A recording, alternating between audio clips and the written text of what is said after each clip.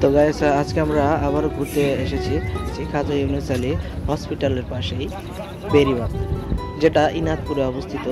আসলে এই বেরিবাঁধে বিকালে অনেক লোক ঘুরতে আসে।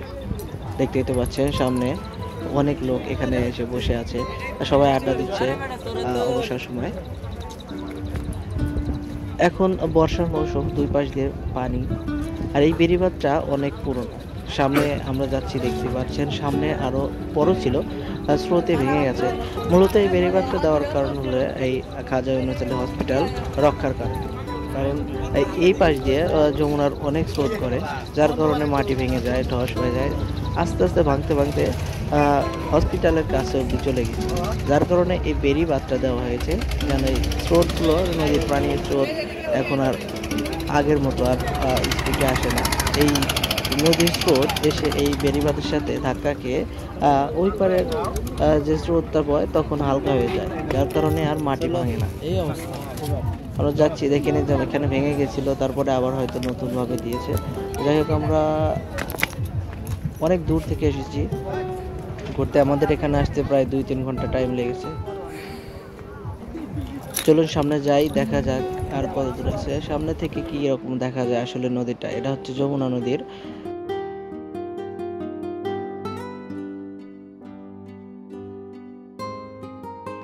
এই দেখুন এখানে অনেক স্রোত, এই যে এখান থেকে সামনে আরো ছিল,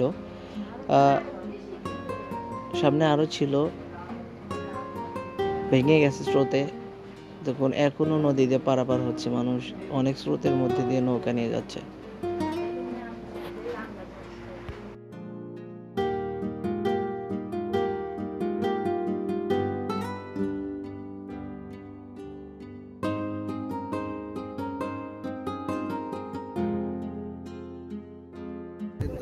দেখুন এখনো অনেক স্রোত। আসলে এই নদীটা অনেক, এই দেখুন এই পাশ থেকে ওই পাশ থেকে অনেক বড়, স্রোতও করছে, প্রচুর পরিমাণে স্রোত করছে। আসলে এই ক্যামেরাতে অতটুকু বোঝা যাচ্ছে না।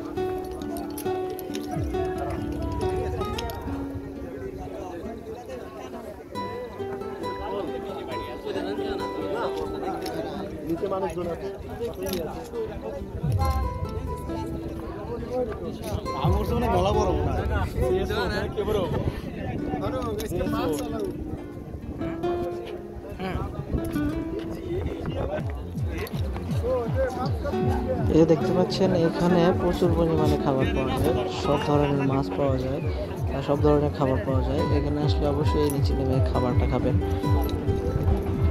সুন্দর খাবার পাওয়া যায় এখানে।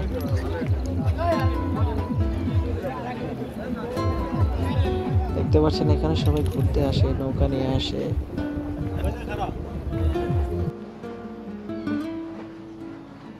অনেক লোক হয়, প্রচুর লোক হয়, দেখতেই পাচ্ছেন। আসলে আপনারা এখানে আসতে পারেন, অনেক সময় কাটবে, অনেক ভালো সময় কাটবে আশা করি। চলুন আমরা সামনে যাই, গিয়ে দেখি আরো কি কি আছে।